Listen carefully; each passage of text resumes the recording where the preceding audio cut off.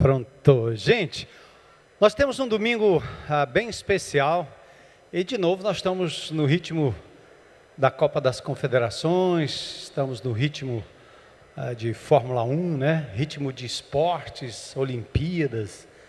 E hoje a gente tem o privilégio de ter aqui com a gente um grande amigo.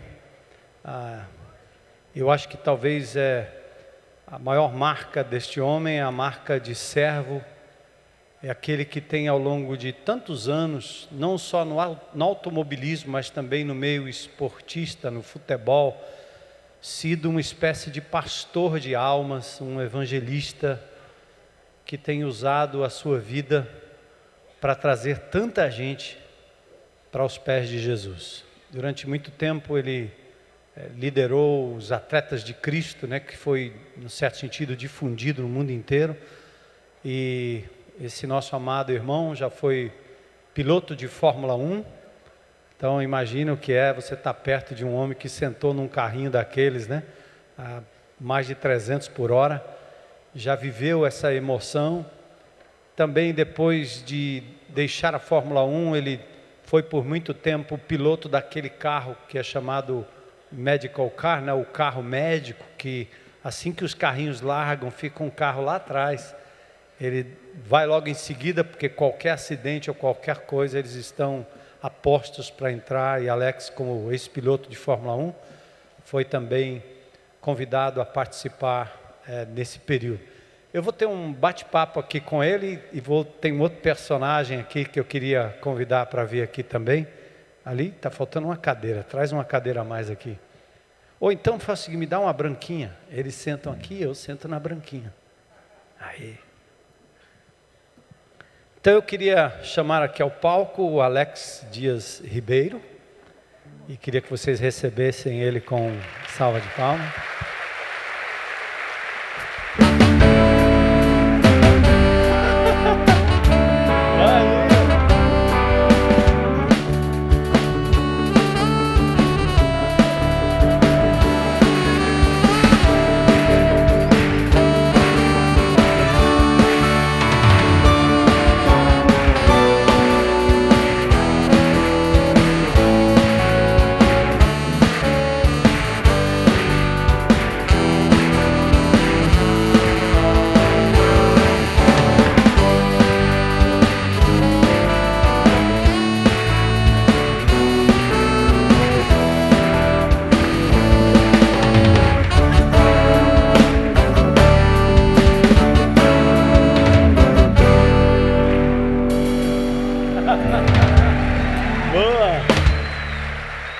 Senta aí, Alex. E eu queria chamar também, esse é da casa, né?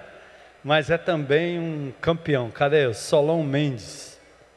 Nosso irmão em Cristo. Vem cá, Solon.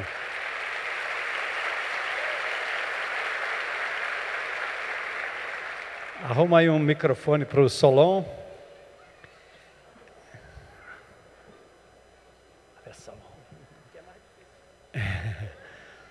Solon além de, eu acho que eu vou errar aqui, eu vou deixar que ele fale, mas Solon é um campeão, ele tem tanto troféu na casa dele que eu acho que precisa de um quarto especial lá. Toda vez que a gente vai, não dá para entrar, né? Eu fui uma vez, não dava para entrar, tantos troféus. Solon foi campeão diversas vezes como piloto de moto, depois, mais tarde, no automobilismo também, principalmente o cross country, né, correndo fora de estrada. E eu acho que você é penta ou ex-campeão de Rally dos Sertões, né? Tetra campeão do Rally dos Sertões, esse rally que acontece, que cruza o país como navegador. Ele é aquele cara que fica dizendo para o piloto se entra para a esquerda, para a direita ou se entra no buraco. Ou, aliás, no buraco não, ele nunca manda para o buraco, a gente é que entra no buraco, né? Quando o piloto é que entra no buraco. Então eu tive o prazer de andar com o Solon nos primeiros passos aí na minha caminhada como piloto, que é um dos hobbies que eu tenho. E eu me lembro em 2003, tinha um campeonato aqui que só gente do Sudeste ganhava. e os nordestinos não tinham chance. E o Solon achava que dava certo e ele disse: vamos lá, pastor, que dá certo.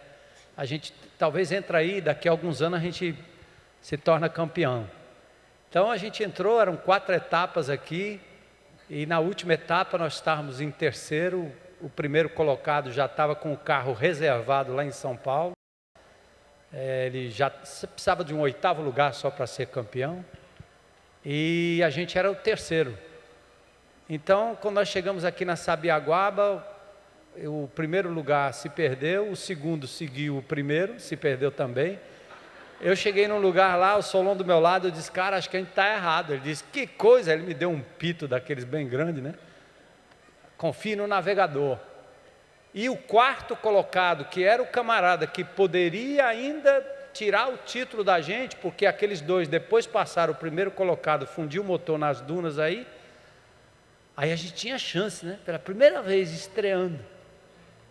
Era assim como se fosse o Calouros do Ar ganhando o Campeonato Cearense de futebol.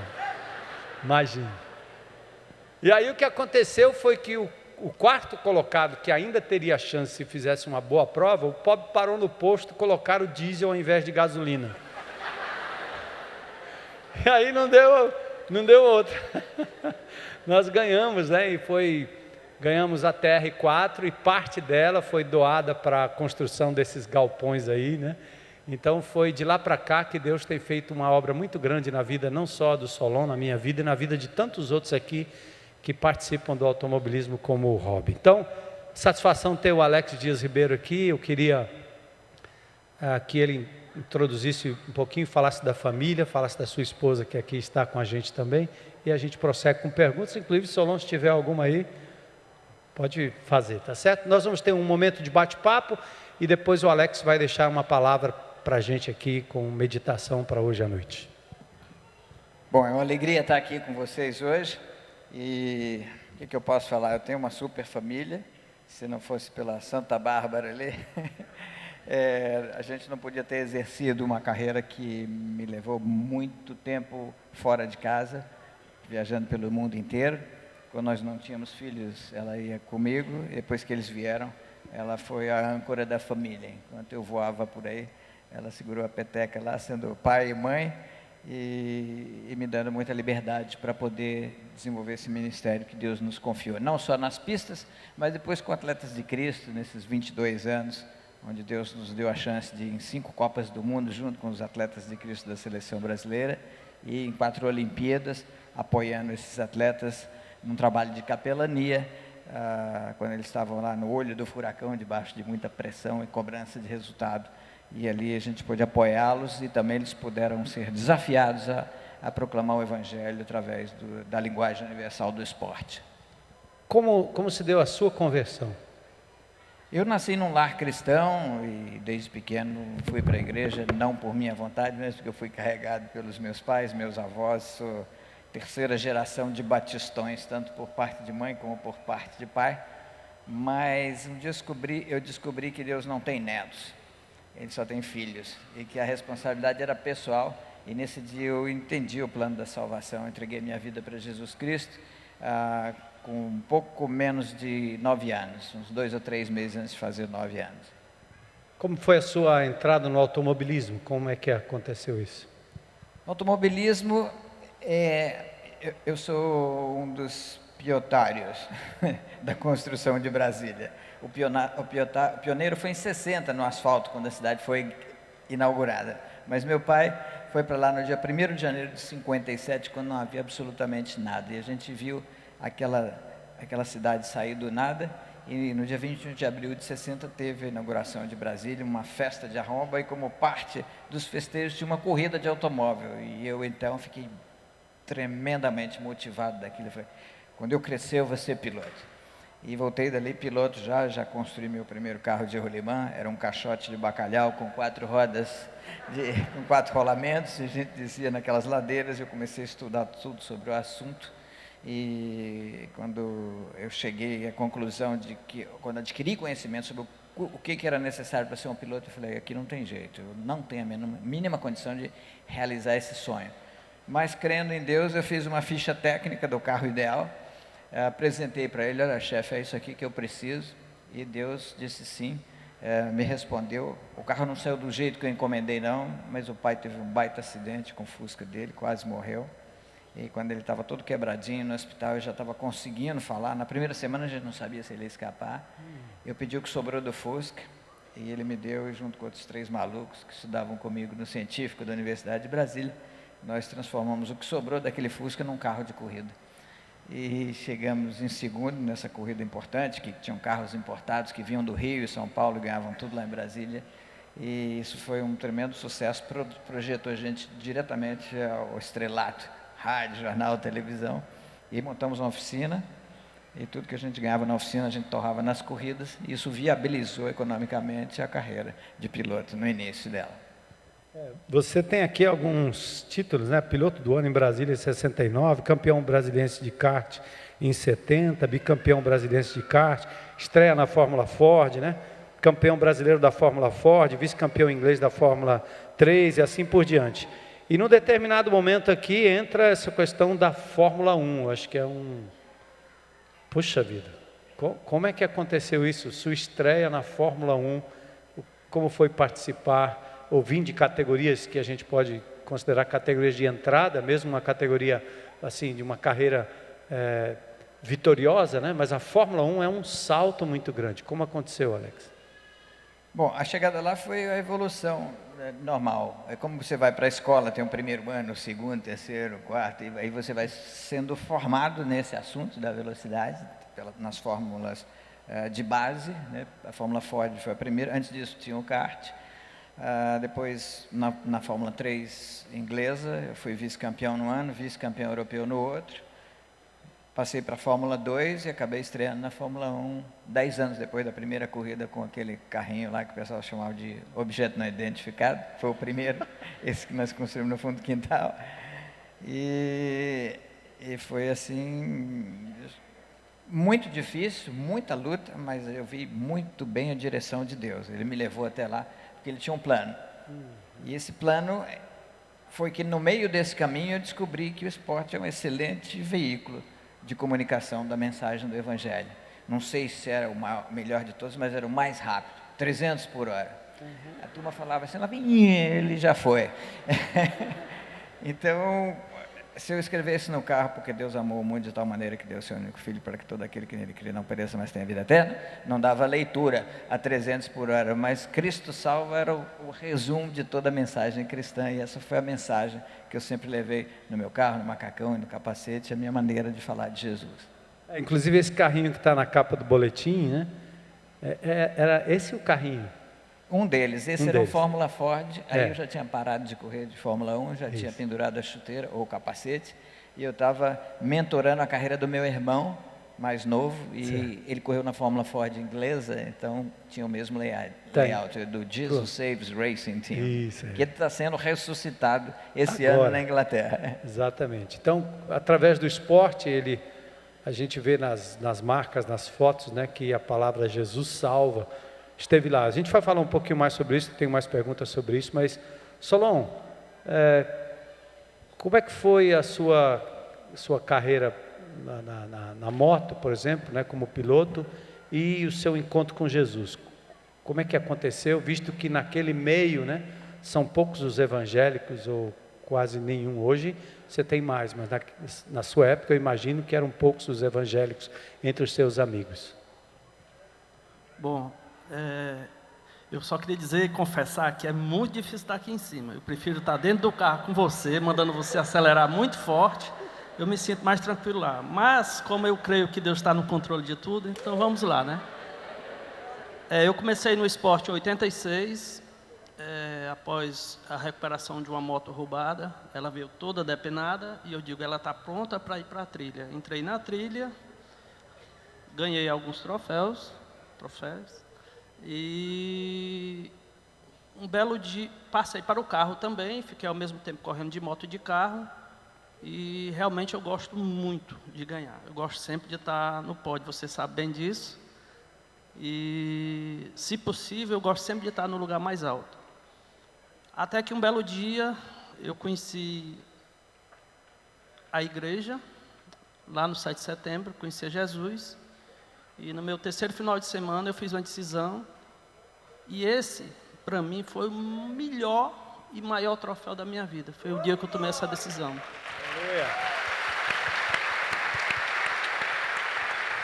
Valeu, Salão.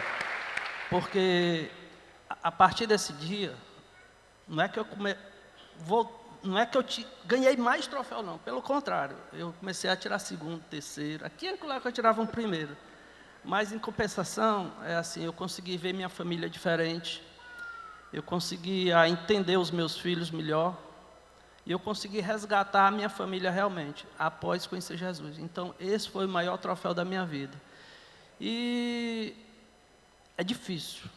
Hoje está mais fácil. Hoje já temos um bocado de crente no meio do nosso esporte, né? Mas no começo era difícil. Eu era alvo, muitas vezes, de chacota, mas eu nunca baixei a cabeça. E Deus sempre me honrou. Me honrou como? Me dando a vitória. E aquela vitória, eu lá no lugar mais alto do pódio, quando os repórteres, os fotógrafos iam conversar comigo, eu dedicava essa vitória ao Senhor da minha vida, que é Jesus Cristo, né?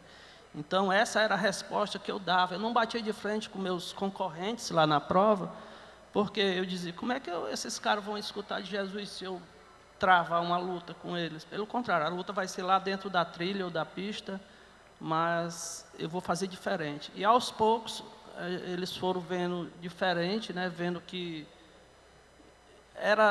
eu poderia ganhar e comemorar de uma maneira diferente. Não precisava eu cair na noitada, não precisava eu encher a cara. Eu poderia comemorar tomando uma água ou até um refrigerante e ser feliz. Então isso começou a ser diferente para eles, né?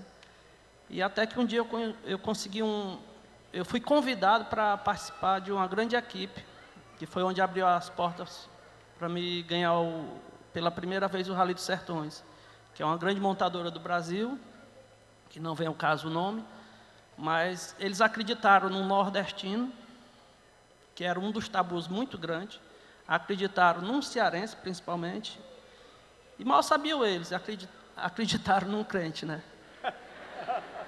Porque a primeira vez que eu cheguei lá, nós estávamos todos, era uma equipe a maior equipe do Rally dos Sertões de 2006 era a nossa, e já estava tudo pronto para começar, para largar. Eu falei, e aí, ninguém vai fazer nada? Ele, fazer nada como? Eu disse, rapaz, nós precisamos pelo menos orar. Ele, lá vem o pastorzinho. Resumindo, nós oramos, eu estou nessa equipe até hoje, graças a Deus, e nós não largamos em nenhuma especial. O especial é aquela saída todos os dias para a velocidade. Nós não largamos nenhum dos dias sem antes orar e reunir toda a equipe. Isso não sou eu mais que vou pedir, não. Eles que nos chamam e que pedem para que nós oremos antes de largar. Então é isso. Enquanto eu estou lá, ou em qualquer outra equipe, eu sou grato a Deus e quero sempre honrar e glorificar o nome do Senhor Jesus. Amém.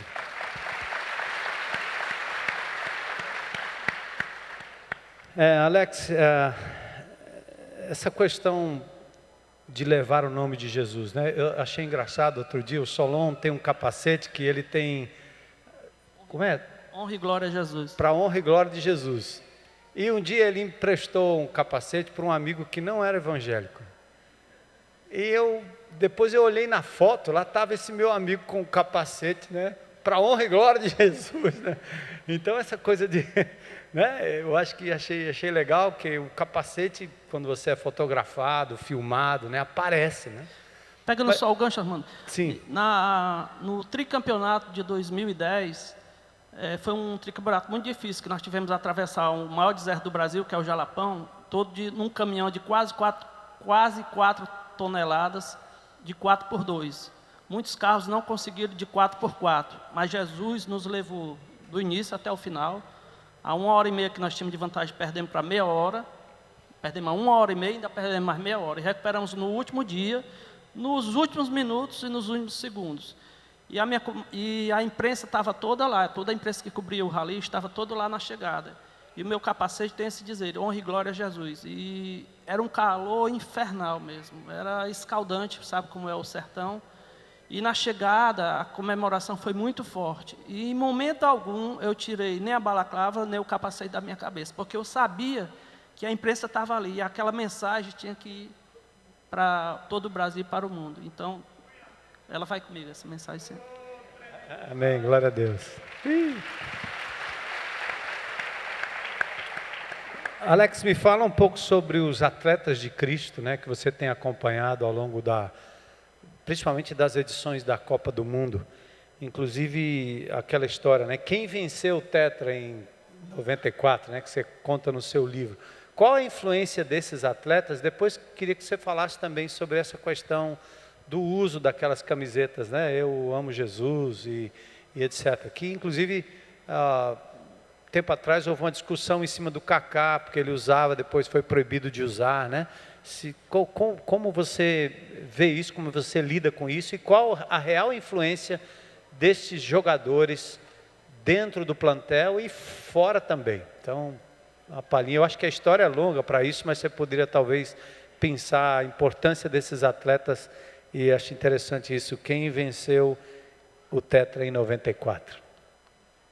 Bom, o nosso Atletas de Cristo é uma associação de atletas cristãos de várias denominações cristãs que se reúnem com o objetivo de trocar experiências e estarem sendo edificados mutuamente na palavra de Deus. E crescendo espiritualmente e adquirindo uma visão de que Deus tem um propósito para eles que transcende só o jogo do futebol ou de qualquer outra modalidade esportiva. Nós estamos em todas as áreas de esportes. E aí nós discipulamos esses atletas no sentido de entender que Deus os colocou ali para proclamar o Evangelho de Jesus Cristo. Então foi por isso que eles resolveram ser uns proclamadores e como eles têm uma credibilidade muito grande dentro da nossa sociedade e dos valores da cultura brasileira, então eles tiveram um impacto tão grande na sociedade ao ponto da revista Manchete, a extinta revista Manchete, só os mais velhos aqui sabem o que é isso, quando eles fizeram a retrospectiva da década de 80, disseram que o fenômeno religioso mais importante da década de 80 foi o movimento Atletas de Cristo, pelo impacto que tinha na sociedade. E a gente descobriu bem cedo, Deus me ensinou isso através da minha experiência nas pistas, que o esporte é um meio eficiente, sim, de pregar o Evangelho. Então, como eles me convidaram para ir com eles nas Copas do Mundo de 90 na Itália, de 94 nos Estados Unidos, depois 98 na França, 2002 na Coreia e Japão e 2006 na Alemanha, a gente acabou estudando com eles nas nossas reuniões na concentração, sobre a grande comissão, o ID por todo mundo. Então, eles bolaram um jeito de fazer com que o mundo soubesse disso. E aí eu criei o logo, aquele Jesus Loves You, Jesus ama você, e com isso eles tiveram uma grande influência na Copa de 94. Né? O livro que eu escrevi, Quem Venceu o Tetra, justamente aborda esse assunto, né? A resposta pode surpreender. E quando eu vi aquela foto de Tafarel ajoelhado com os dois dedos apontados para o céu, no LA Times, que é o jornal de maior circulação da Califórnia, na manhã seguinte à conquista do Tetra, eu vi isso no avião, já voando de volta para o Brasil, aquilo me deu assim, eu fiquei todo arrepiado, eu falei, nossa Deus, o senhor é demais. Que aquilo era a resposta a uma oração que nós fizemos, Senhor, que vença a Copa do Mundo, o país que puder dar maior honra e glória ao teu nome e levar essa mensagem para o maior número possível de pessoas no mundo inteiro. E realmente aquele gesto foi visto por metade da população do planeta via satélite. E nem Baggio fez o gol no lance final, nem Tafarel pegou o pênalti. Por isso que a pergunta é quem venceu o Tetra? Então deixo para vocês imaginar quem foi que venceu o Tetra. O grande invisível, Deus. Uma pergunta capciosa. Quando tem um crente do lado de lá e um crente do lado de cá, a oração funciona como? Que vença o time e o atleta que puder proclamar melhor o nome de Deus e honrá-lo através do seu talento.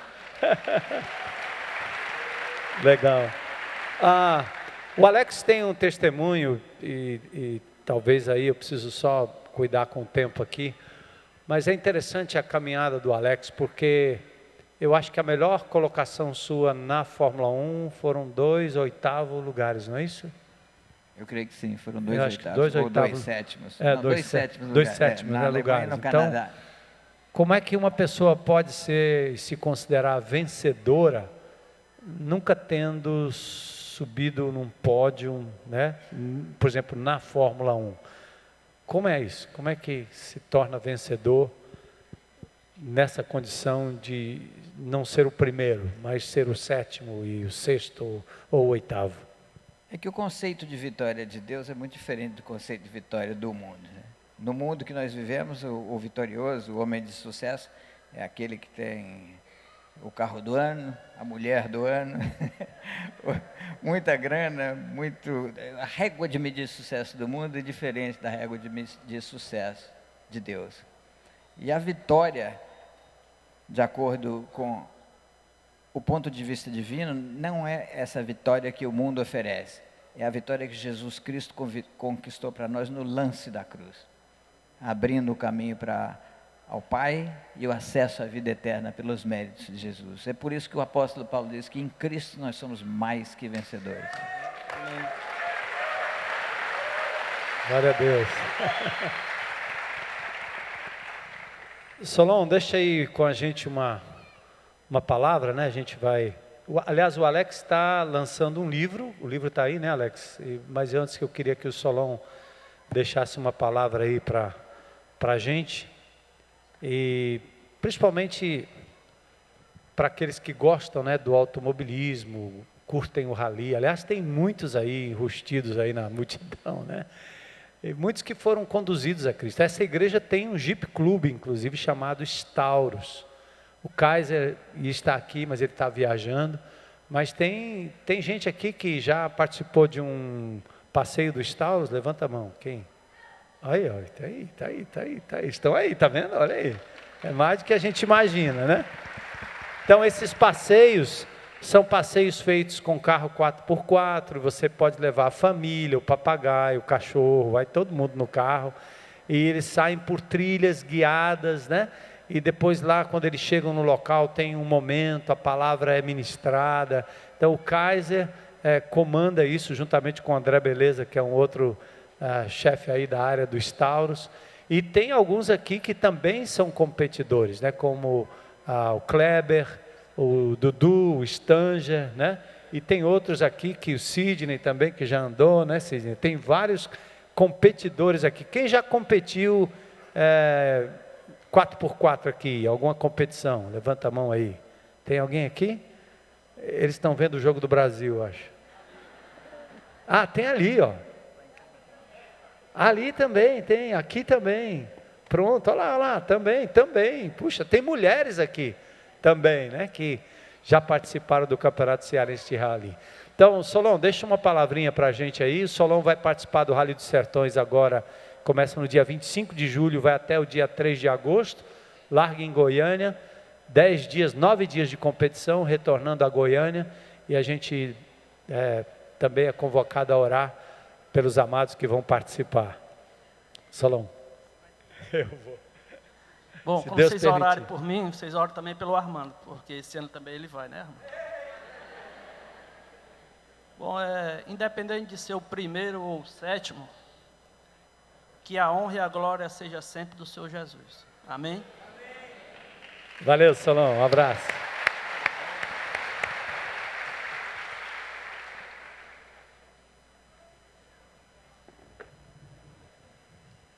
Cadê o pessoal? Parece ter uma música antes da gente passar a palavra para o Alex, né, ministrar para a gente.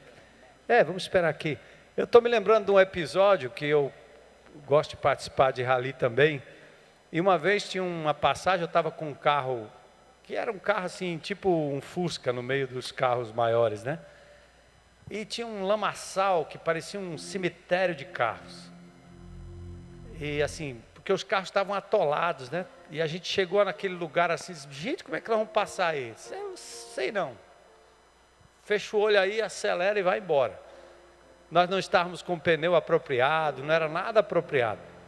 Eu sei que eu não sei como, nós saímos do outro lado, ganhamos a prova, E depois a gente estava num pátio assim, com uma série de competidores, né, todo mundo reunido. E eu disse, rapaz, que coisa que aconteceu ali. Aí os caras, ei, lá veio o campeão.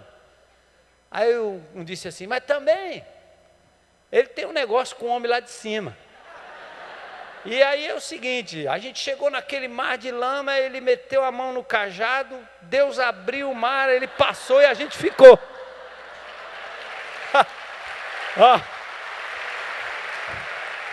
Eu achei a melhor tradução, assim, a melhor pregação do mar de lama, achei engraçado. Outro episódio que eu achei muito legal, e eu acho que o Solon também faria, como a gente quando convive nesses lugares, onde quer que você vá, qualquer que seja o esporte, como a luz de Jesus chega. Quando a gente começou nesse esporte, era raro você ter as mulheres legítimas dos pilotos nas competições, geralmente eram outras que já apareciam por lá, né? Mas alguns não, eram fiéis e ligavam para a esposa. Então eu me lembro uma vez, eu estava lá no meio do pessoal, né, já era 9 e pouco, eu dizia, gente, vamos dormir. A turma, não, rapaz, vamos ali e tal, não sei o quê. E a gente manda um negócio. Daqui a pouco uma mulher de um dos pilotos liga. Aí quando ligou para ele, né, ele, meu amor, tudo bem e tal. E aí, não sei o quê, só, não se preocupe não, que eu estou aqui com o pastor da igreja batista.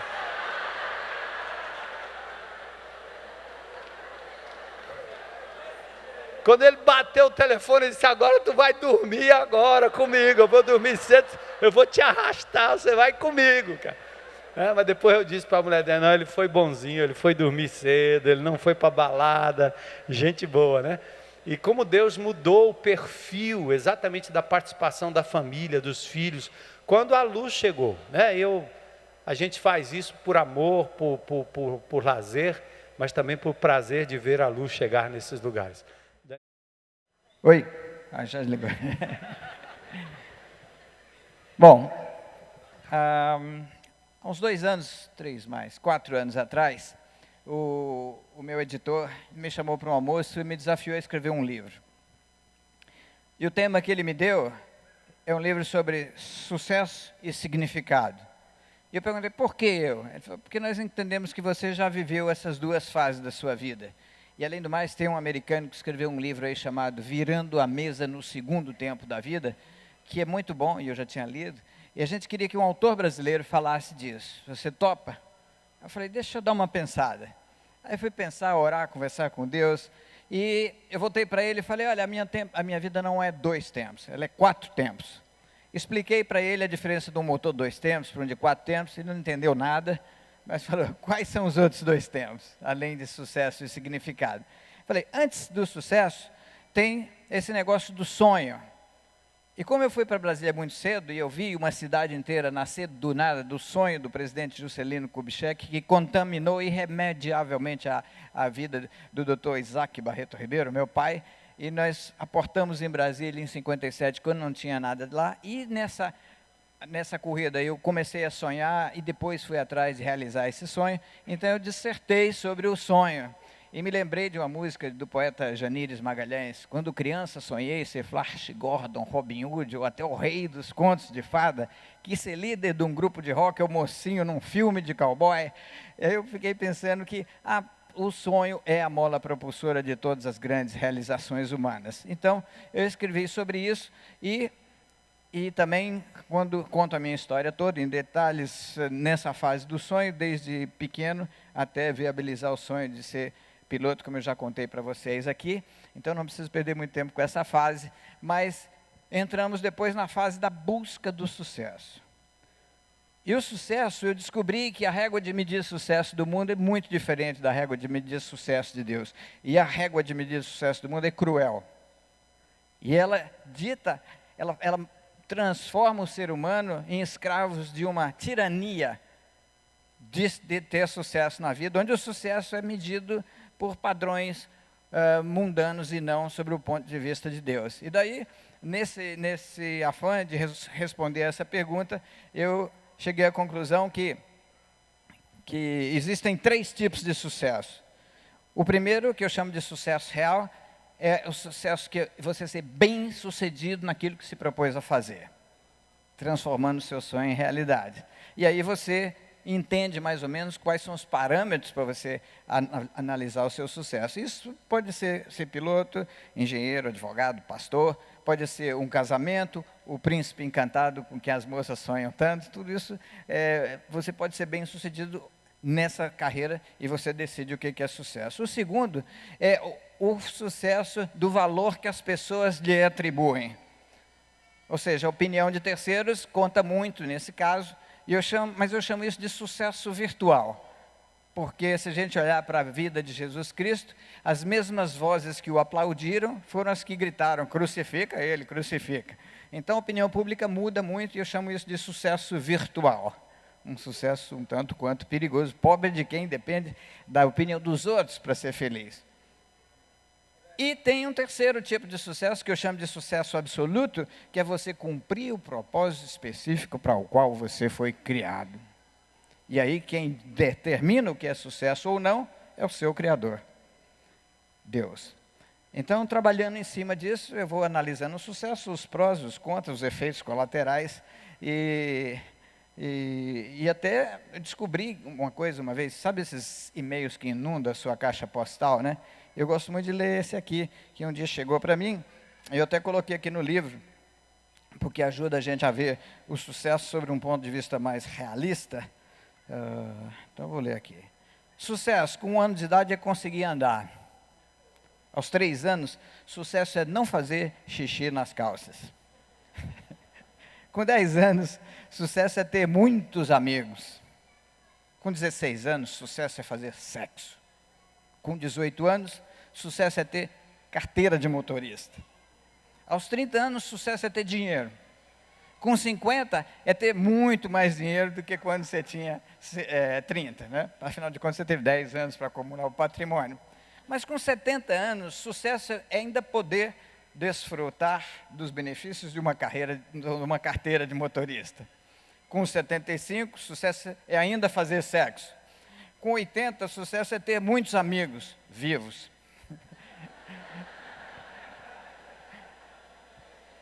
Com 85, sucesso é não fazer xixi nas calças. E depois dos 90, sucesso é conseguir andar sozinho, por seus próprios meios. Gente, isso aqui é de uma profundidade extraordinária. Por quê? Porque isso mostra que o sucesso depende muito do momento que você está vivendo e a fase da vida que você está vivendo. E que o sucesso é passageiro. Isso nos faz refletir muito em que tipo de sucesso eu estou procurando na minha vida. Por que eu estou lutando tanto para vencer numa carreira? E enquadra o sucesso de uma maneira bem legal. Vou ter que correr aqui porque o tempo é escasso, mas o que eu posso dizer é que vai chegar um dia que você pode ter alcançado o sucesso da sua vida ou não. E segundo o Kirchner, que é um rabino muito famoso e muito inteligente, ele diz o seguinte: só existem duas tragédias na vida de uma pessoa. Uma é não conseguir nada do que ela sonhou, não conseguir realizar. E outra é conseguir tudo que ela quis na vida. Só existem 2 tragédias na vida de uma pessoa. Uma é não conseguir nada, é estar na linha da miséria, que não ter nem o que comer. E a outra é ter tudo o que quis. Porque entre um extremo e outro, você está sempre correndo atrás de algo.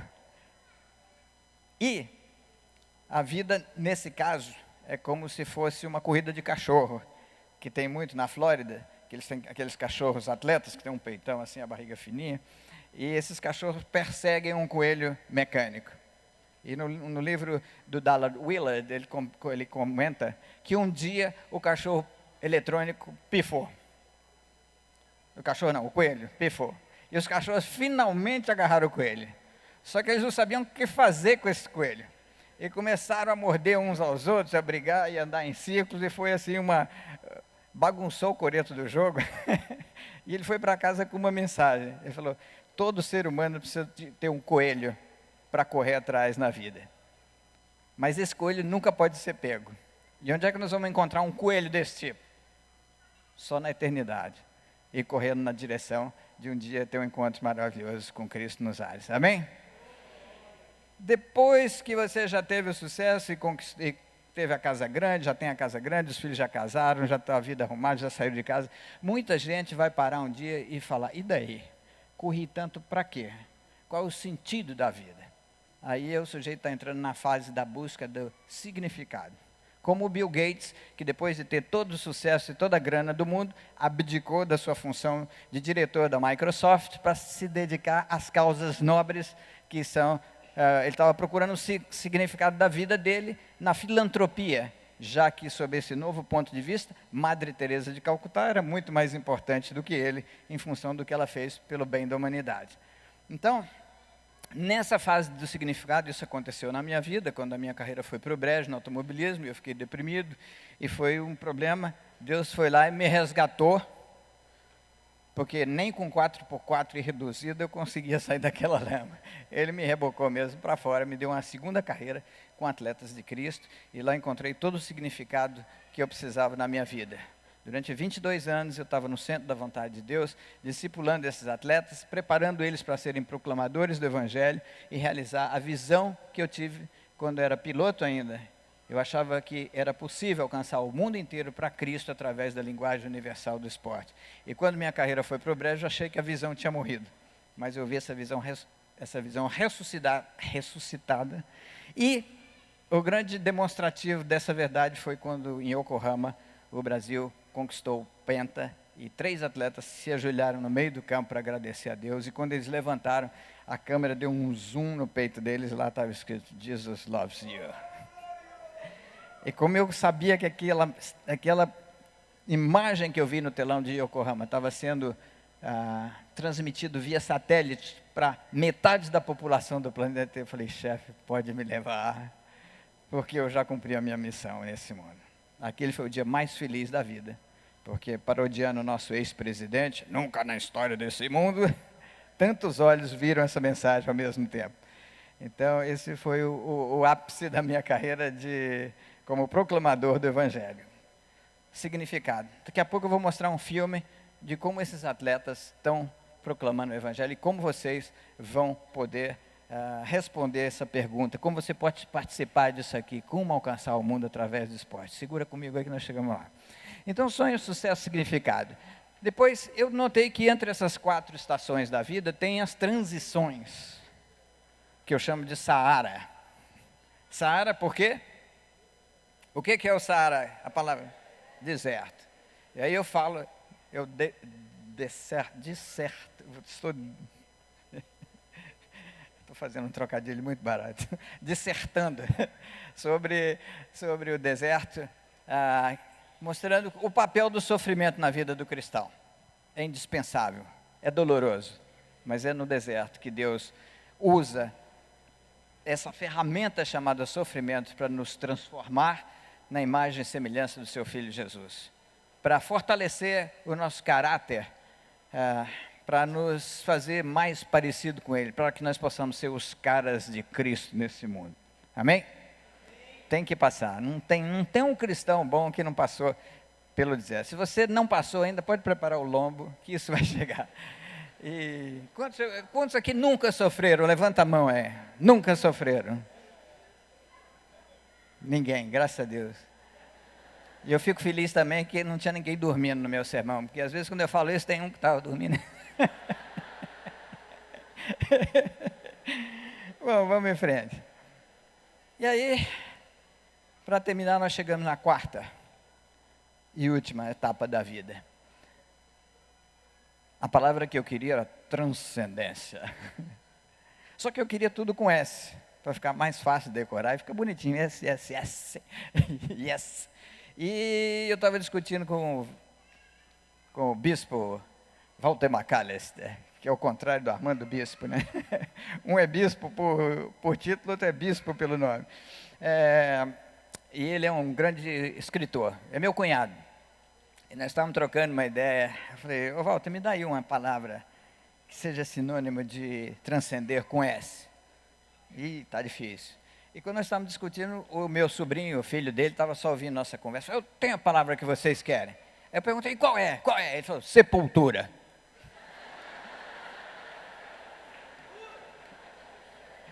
Na idade de vocês é o que resta. Aí nós demos muita risada. Ô André, mas quem vai comprar um livro que termina na sepultura? Mas isso nos fez pensar sobre isso. E eu lembrei de uma frase fantástica, eu devo ter lido num livro do Ed René, que diz o seguinte: todo projeto de vida que não transcenda o aqui e agora está condenado a terminar numa sepultura. Que triste sina do ser humano. E eu fiquei, como o pessoal diz lá em Minas Gerais, garrei a imaginar qual seria a opção para a gente escapar dessa triste sina. E a palavra de Deus tem resposta para tudo.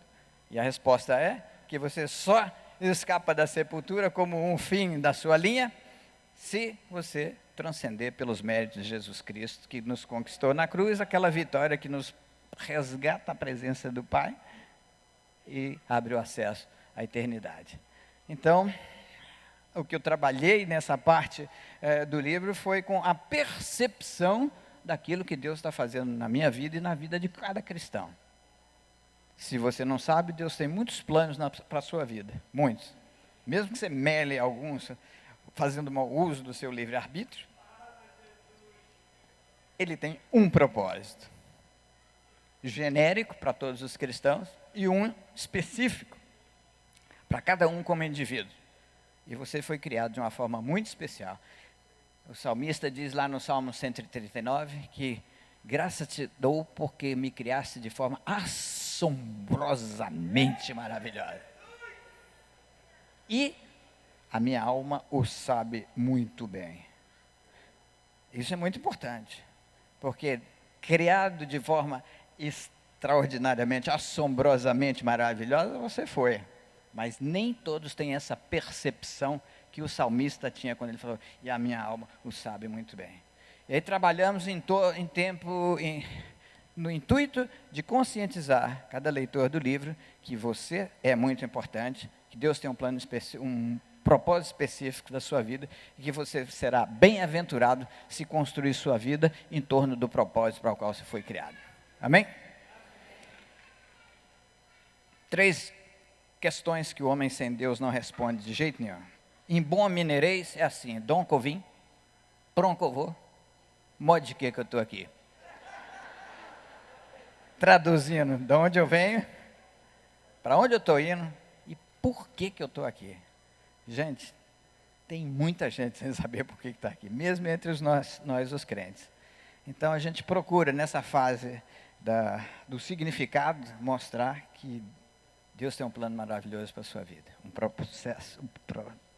propósito maravilhoso para a sua vida. E Ele te ama tanto que Ele quer que você chegue lá e cumpra esse propósito. Ele é o maior interessado. E nós temos que acordar para isso e pôr em prática algumas verdades bíblicas. E no processo de crescimento espiritual, nesse deserto que eu passei, na minha última transição, que foi a do significado para a transcendência ou para a superação, agora que eu estou passando por ela, a palavra final foi superação. Era sepultura ou superação. Então a gente descobriu que superar é superar tudo que ficou para trás, aquilo que a gente já fez na vida, superar as cicatrizes, as marcas que nós ganhamos nas lutas contra os moinhos da vida, e superar o que tem pela frente, porque a próxima transição é daqui para uma muito melhor, na eternidade, com Jesus Cristo para sempre. Amém? E que essa corrida tenha uma direção. Mais uma experiência que eu quero contar, mais uma história. Uma vez eu fui treinar em Silverstone, a convite do Emerson Fittipaldi, para correr na Fórmula 1, com o Copersucar. E por um problema técnico no meu carro, não foi possível treinar. Mas o Emerson treinou a tarde inteira e ele levou para a pista um amigo dele, que era vizinho dele lá na Suíça. O Emerson morava na Suíça, quando ele corria de Fórmula 1. E esse amigo era um tal de George Harrison. Vocês já ouviram falar? Quantos aqui já ouviram falar esse nome? Uau, muita gente. Principalmente os mais coroas. George Harrison foi um dos 4 Beatles. Ele era o guitarrista dos Beatles e compositor de canções lindas. E eu fiquei uma tarde inteira com o Beatles só para mim. Eu cravei ele de perguntas. Eu perguntei tudo. Naquela altura os Beatles já tinham se desintegrado e ele estava meio que nem cachorro que caiu da mudança, assim, sem saber o que fazer da vida. E ele soltou uma pérola que eu nunca esqueci. Ele disse para mim: "Life after 30 is all downhill." Traduzindo, a vida depois dos 30 é tudo morra abaixo. Falei, nossa, que baixo astral, né? Mas pensando bem, para um cara que foi Beatles antes dos 30, que graça a vida teve depois disso, né? Então, para ele, realmente, ele estava numa espiral, going down the hill, strawberry hills forever, né? E eu falei, tem que ter uma opção melhor para a vida. O problema é que o ápice da carreira dele, para ele, foi o ápice da vida dele. Se eu pudesse, o título que eu queria para esse livro era Rumo ao Ápice. Mas depois, por uma questão técnica, os editores preferiram usar muito além de sucesso e significado, que está bom para boa.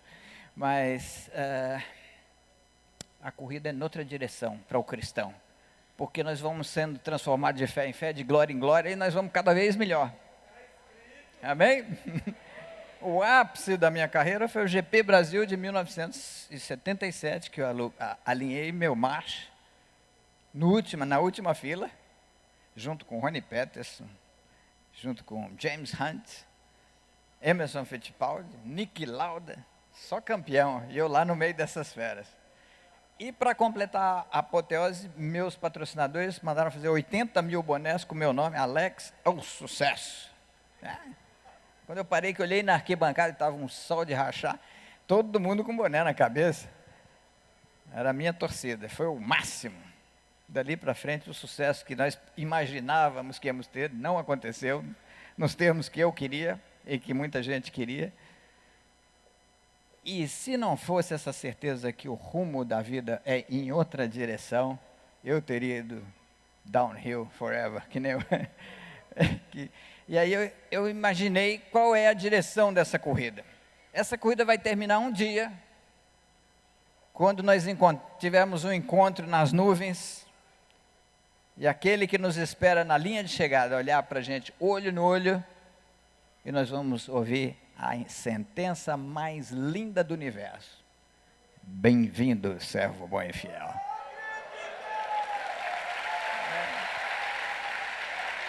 Glória a Deus, aleluia. Entra no descanso que está preparado para você desde a criação do mundo. E é isso, o recado que eu tinha para vocês hoje aqui. Deus é o autor da história da sua vida. Ele está escrevendo a história da sua vida. Se você quiser ser o redator daquilo que ele está fazendo, ponha isso no papel ou no computador. Quem sabe isso vai dar um livro para outras pessoas lerem, mas se não derem, ficou um registro que a sua passagem por esse mundo não foi em brancas nuvens. Ela tem um destino, um propósito e uma direção rumo ao ápice, para o encontro final com Cristo nas nuvens, com quem nós vamos reinar para toda a eternidade. Amém?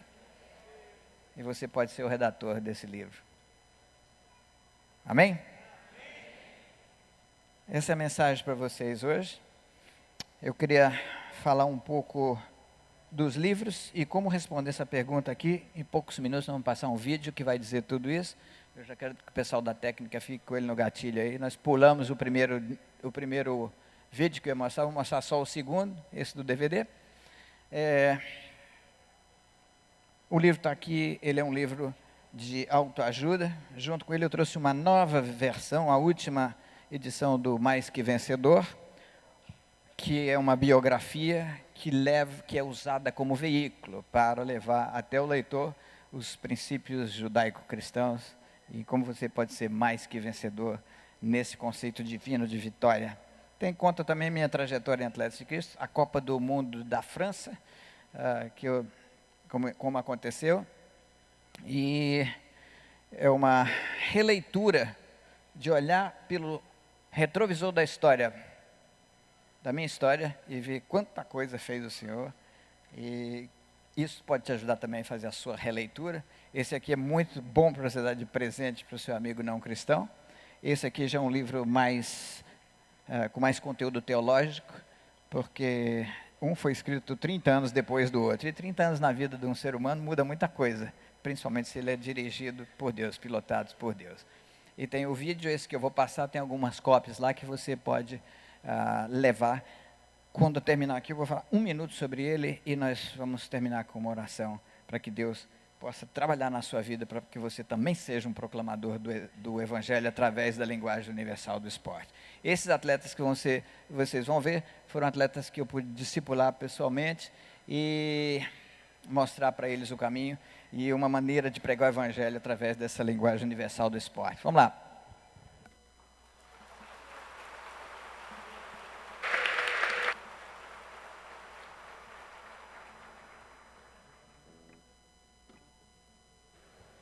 Glória a Deus. Se essa mensagem tocou o seu coração e você pode repetir o que o Jorginho falou ali, nessa oração, eu queria que você fizesse só um sinalzinho para mim aí. Amém. Deus te abençoe, Deus te abençoe.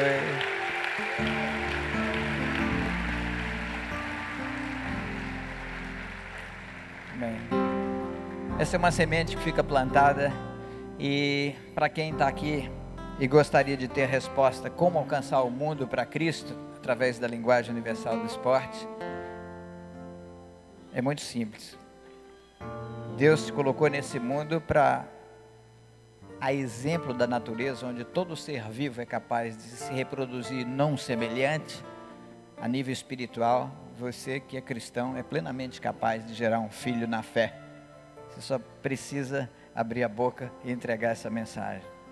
E agora que nós vamos ter Copa do Mundo e Olimpíada nesse país, vai se falar muito usando essa linguagem. E essa linguagem tanto serve para alcançar os 4 cantos do mundo, como esses atletas fizeram, como serve para a mãe que está sentada aqui hoje, cujo filho e o marido não querem saber das coisas do Senhor, mas são loucos por esporte, por futebol. Se a senhora conseguir falar com eles na linguagem do futebolês, eles vão te entender. E Deus vai ter Deus vai completar a obra. Então, esse DVD eu tenho algumas cópias deles lá também, se você quiser levar, para convidar o pessoal para ver os jogos na sua casa, fazer um churrasco. Tem 7 sessões, nós mostramos só uma, porque se o Brasil jogar 7 vezes, ele vai chegar na final. E a ideia é passar, eles são pequenos o suficiente para passar entre o primeiro e o segundo tempo e deixar você na cara do gol para levar alguém ao conhecimento de Jesus Cristo. Amém? Assim você vai estar alcançando o seu mundo de influência, onde você é titular absoluto. Muito obrigado, boa noite, Deus abençoe muito vocês todos. E eu vou estar lá autografando os livros.